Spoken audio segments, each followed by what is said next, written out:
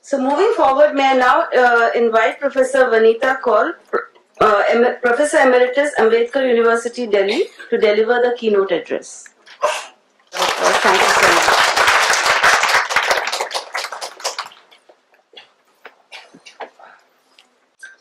Good morning to all of you, and very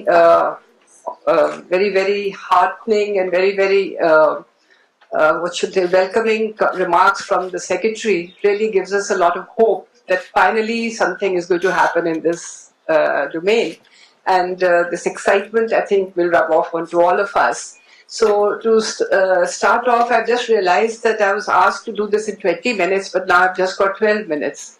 So I think we can get the message straight that talk less and do more. So I will try to, what I was asked to do was that very recently we have now for the first time, I think in India on a large scale, a very significant evidence on the whole domain of early childhood education or preschool education as we call it, regarding what is happening in India. Thanks to our partnership with lots of organizations, particularly UNICEF, and a partnership with Asar Center, we have done this research at Ambedkar University on 14,000 children who were followed up when they were, who were identified when they were 4 years old, and we followed them up until they were 8 years old.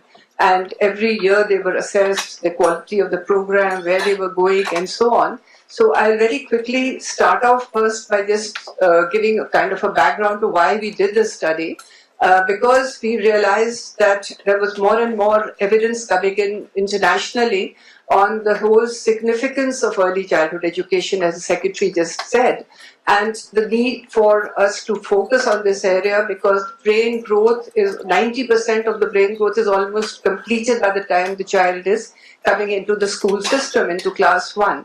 And maybe even earlier. And very often, what we find surprising is that class 1 in our country, well, RTE talks, the Right to Education talks about 6 to 14, but in most of the states, children are coming into class 1 at the age of 5 plus. So they're coming in even younger. So there is some concern as to what is the kind of curriculum they're getting, what is the kind of treatment they're getting.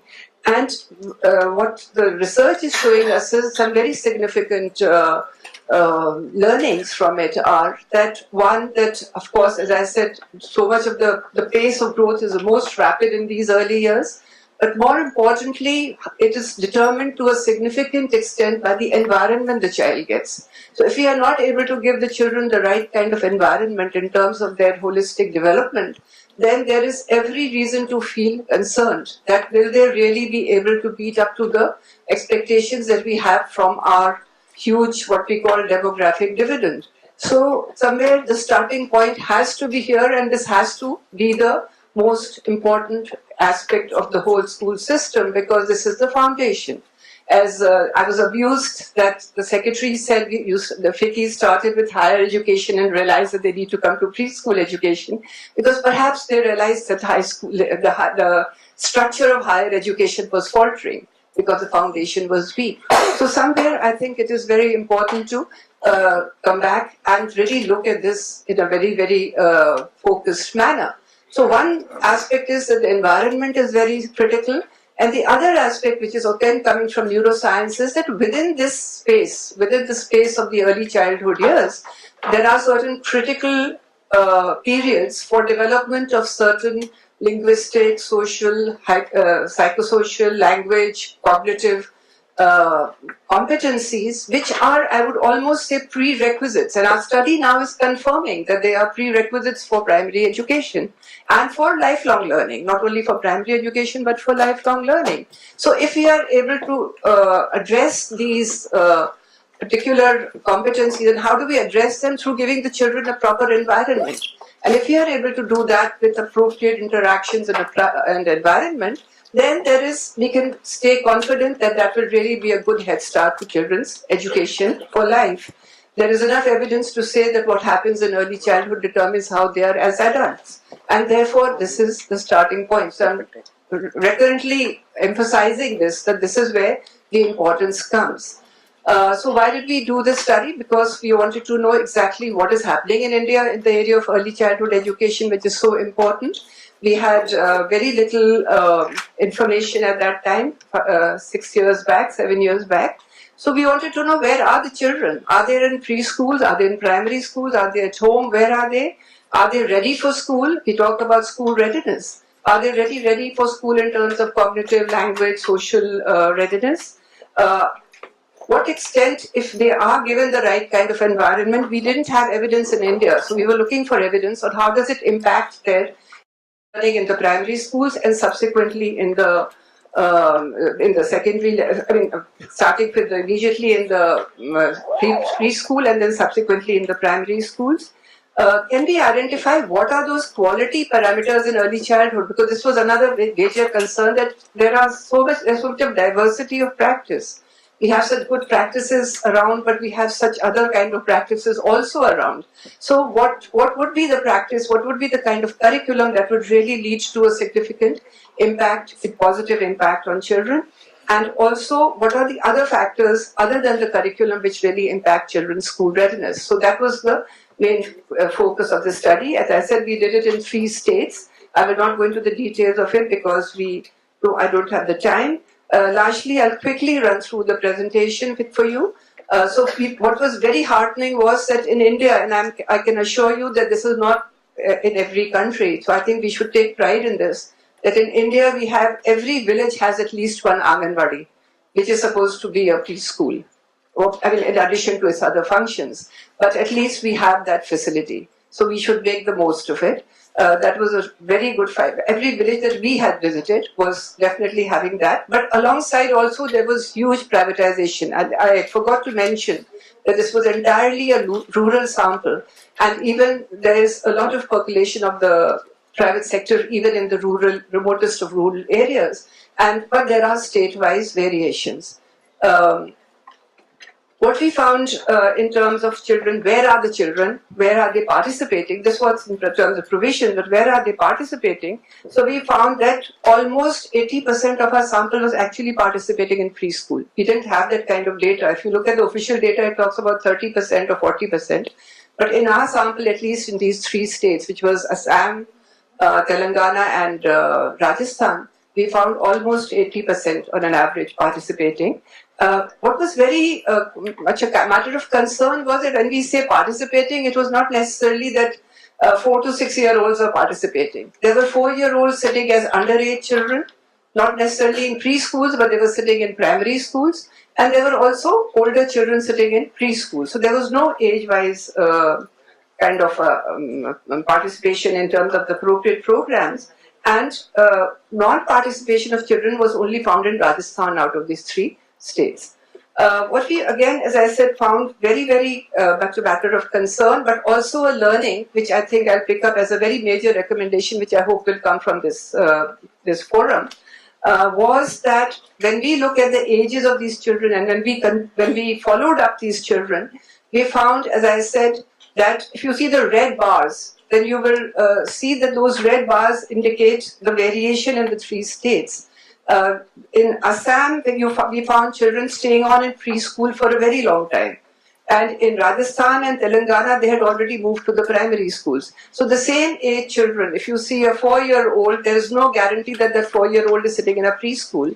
The child could be in a preschool in Assam, could be in a primary school in Rajasthan, and maybe so in Telangana. So, and we found 8-year-olds, as I said, in Assam sitting even in the preschools. So when we talk about curriculum particularly, when we say that age-appropriate curriculum and every grade has to have a defined curriculum, we are somewhere missing the point that children are not really necessarily age-wise found in every class, and therefore there must be more flexibility in the curriculum in the foundational years to be able to allow for this kind of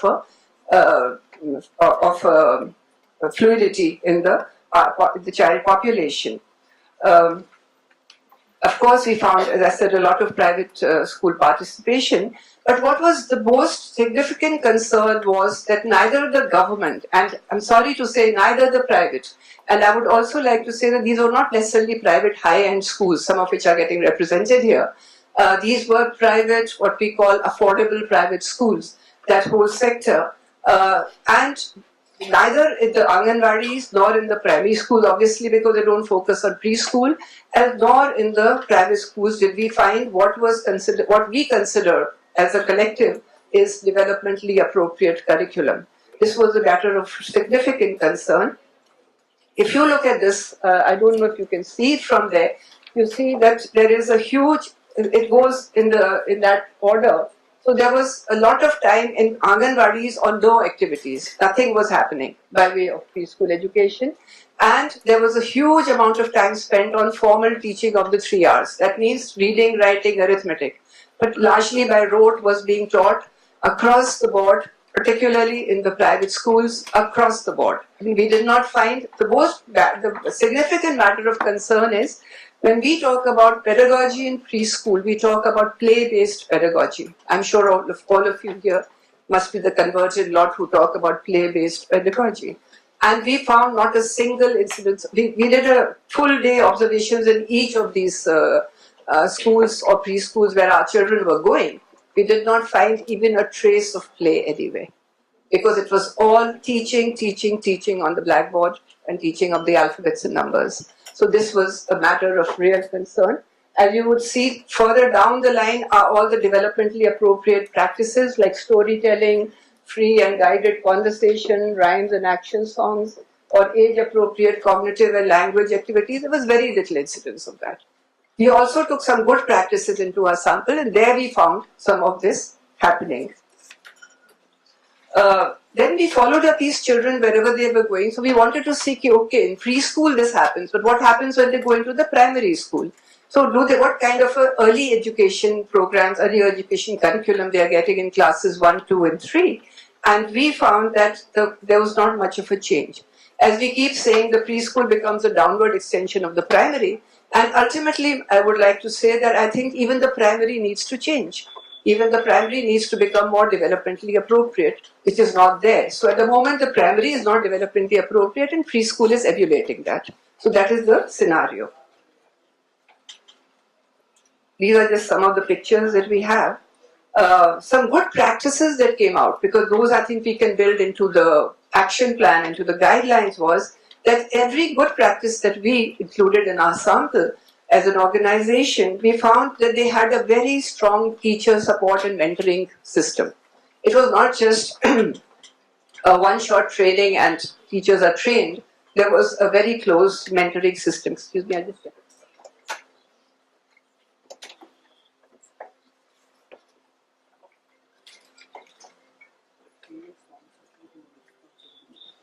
A second aspect that was very significant was the quality of the curriculum. The curriculum that really led to more significant school readiness in children was age and developmentally appropriate, was focused on concepts. It was not focused on outcomes. It was focused on concepts, processes, cognitive and language, and a lot of social and language environment, experiential learning, and very little of rote memorization. And there was a planned balance of free and guided activities. So there was a lot of component of free activities, which we now are told by neuroscientists also that these lead to what we call development of executive functions, such as self-regulation and working memory and perseverance on tasks and so on. So the free play activities are very significant, and in our larger sample we found none of it. We found also that continuity of curriculum, that is from preschool to primary, in terms of a language-rich environment and a very interactive environment was a significant input, as well as positive disciplining. Unfortunately, we found a lot of corporal punishment in the school for these little children as a disciplining measure, and that was something that was very adverse to the this problem. Then there was also a very strong linkage between the preschool and the parents and community, because parents, this is a partnership which we have to focus on. We looked at school readiness in terms of our children ready for school when they're coming into class 1 at the age of 5 years, and we looked at it in terms of cognitive and psychosocial readiness. We found that they were ready in terms of socio-emotional competence, but in terms of cognitive and early literacy levels, not early literacy, but I think in terms of cognitive levels in the preschools and early literacy in the primary schools, they were very low across the board. And largely, there were certain competencies that they were not able to do even at the age of 5, which I have listed here. For example, phonemic awareness. Now, we expect children to be phonemically aware to be able to learn to read. But then we found that even up to almost the age of 6 and 7 years, without the necessary right kind of preschool education, children were not able to have that kind of ability. Similarly, pattern making, thinking in sequence, all these are basically process-based abilities which schools do not focus on, preschools don't focus on. Okay. So, if you see these graphs, we see a very clear indication that preschool participation mattered. So just the fact that if we compare children who were not going to preschool and those who were going to preschool with other factors controlled, we found that just participation in preschool mattered. Children who did well in the way we measured their school readiness score, the children who got a higher school readiness scores at age 5 in their preschools, they did significantly better, as you can see, the two graphs. They did significantly better in the primary school in the area of language and mathematics. So there was a very definite, very clear relationship between school readiness at age 5 and learning in the primary years. And when we looked at some of the specific competencies that are there, for example, the pre-number concepts, if we looked at that in the preschool, children who were better in that, we found were also better in maths and language in the primary school. So there was a very one-to-one relationship. And the child and home factors that were very critical, of course, the quality of the program was there, but in addition to that, age of children. So we should not be just imagining that no matter what the age, we get preschools we see around the country where you have 2.5-year-olds coming in, they are being taught the alphabet. So somewhere I think it is a matter of concern that we need to see what is age appropriate, what is developmentally appropriate. That is a area of recommendation we need to pick up very strongly. Mother's education was a very critical variable, and having a print-rich environment, especially for learning to read, whether in the preschool or at home. These were some of the critical variables. I'll just come quickly to the recommendations. First, most major recommendation we have is that while there is, what we understand is that there is quite a significant participation of children in preschool now, largely because of the expansion of the private sector, but also because Anganwadis are getting universalized. But at the same time, the quality is a major concern. And what our major concern was this whole area of curriculum. That even if they come into the preschool, if we really want to have preschool as a sound foundation, we need to focus on a developmentally appropriate curriculum, which is not only appropriate for the preschool part of it, but also continues upward into the primary grades.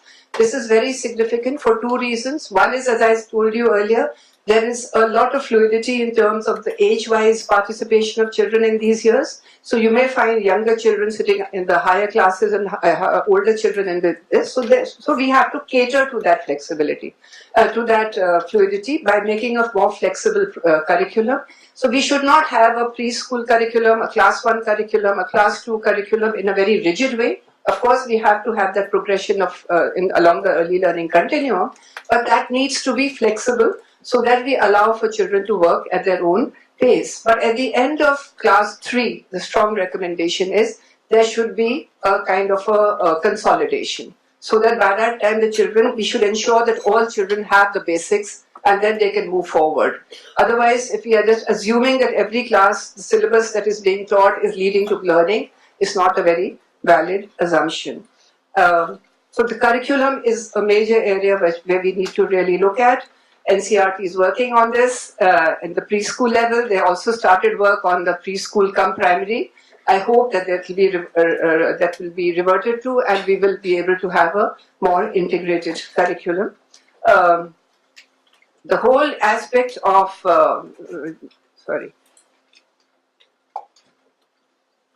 there is a need to bring in legislation. That is the point that Secretary mentioned. It is very, very important, given the key importance of early childhood education, to bring it into the RTE and integrate it into that as the starting point of school education.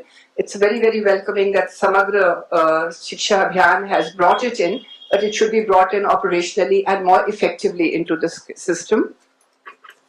Most important is the professional needs of teachers. We cannot assume that, some of the factors that I think in my hurry I forgot to show, some of the quality factors that are critical for making a good preschool program. One of them is a trained professional teacher. And if we assume that just anybody can teach in preschool, I think we are making a very significant mistake. So we need to provide for professional training. There already NCTE has a 2 years diploma for preschool education. There may be other options. So somewhere there's much more thought needed in terms of how to professionalize this whole sector of teachers and have a very close link with preschool and primary. Infrastructure, again, is a major recommendation, that we need to have proper infrastructure, we need to have proper training, and we need to have a holistic approach to the education of young children. Thank you very much.